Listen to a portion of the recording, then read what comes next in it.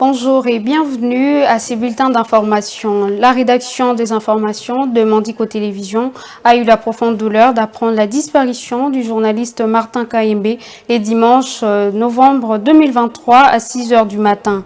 Martin Kayembe fut un ancien agent de Mandico Télévision avant de quitter notre rédaction en avril de cette année 2023 pour intégrer les services des analystes du Conseil supérieur de l'audiovisuel et de la communication CESAC et la rédaction de l'agence congolaise de presse ACP. La rédaction de Mandico Télévision présente ses sincères condoléances à la famille du regretté confrère Martin Kayembe. Paix à son âme et qu'il repose en paix. Et puis, le président de la République, Félix Tshisekedi, va s'adresser à la nation via les deux chambres du Parlement réunies en congrès ce mardi 14 novembre 2023 au Palais du Peuple. Il s'agira du dernier discours du chef de l'État sur l'état de la nation de son premier quinquennat à moins de 10 jours du lancement officiel de la campagne électorale pour les élections prévues le 20 décembre prochain. Les détails dans cet élément suivez.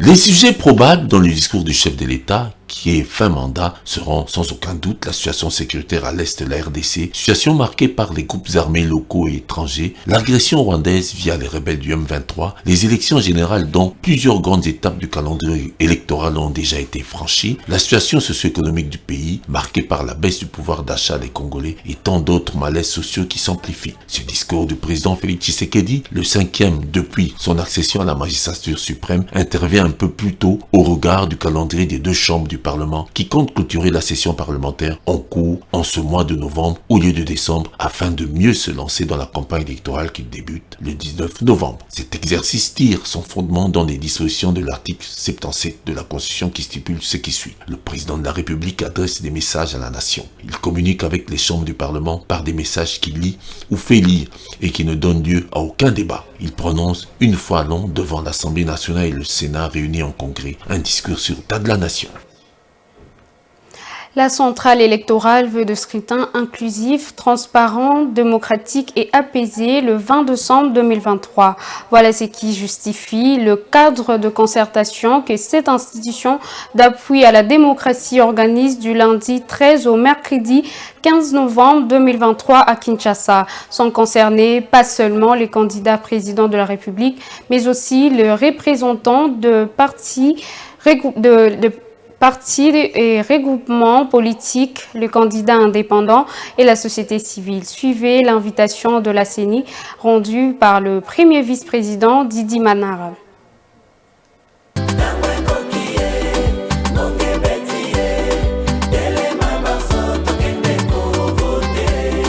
Mesdames et messieurs les candidats présidents de la République, mesdames et messieurs les mandataires et représentants des partis et regroupements politiques et les candidats indépendants, mesdames et messieurs de la société civile, mesdames et messieurs les représentants des jeunes, peuples autochtones et personnes vivant avec handicap.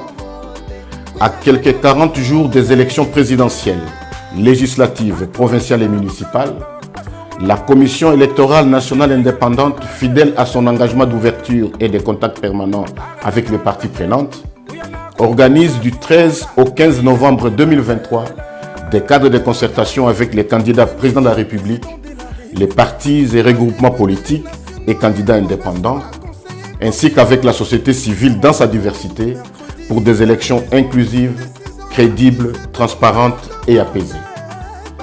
Le cadre de concertation CENI candidat président de la République se tiendra le lundi 13 novembre 2023 à l'hôtel Hilton, tandis que le cadre de concertation avec les partis et regroupements politiques, candidats indépendants, ainsi que celui avec la société civile, se tiendront respectivement le mardi 14 et le mercredi 15 novembre dans la salle de spectacle du Palais du Peuple.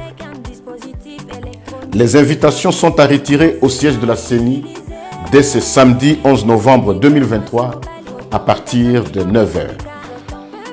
Il est à noter que chaque candidat président de la République qui le désire devra se faire accompagner d'un seul collaborateur.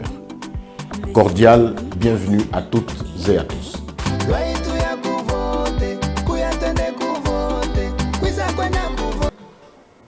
Et enfin, le vice-premier ministre, ministre de l'Intérieur, Peter Kazadi, a ordonné vendredi 10 novembre 2023 à l'Agence nationale des renseignements ANER en sigle, à la Direction générale de migration DGM et à la police congolaise dotée sur les voies publiques toutes les affiches, pancartes et photos attestant une propagande de campagne précoce des acteurs politiques et autres leaders sociaux. Cette mesure est un avertissement contenu dans un message datant des vendredis derniers et publié sur les réseaux sociaux.